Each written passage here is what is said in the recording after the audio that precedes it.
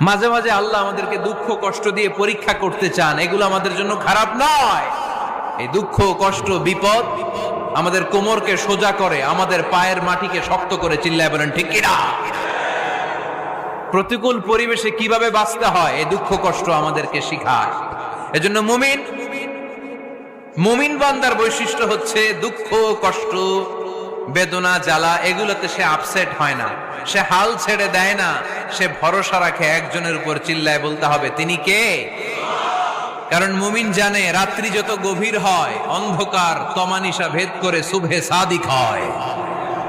মুমিন জানে গর্ভবতী নারীর পেটের ব্যথা যেই দিন বাড়তে থাকে ওই দিনই নতুন মেহমান আগমনের সময় ঘনাতে থাকে।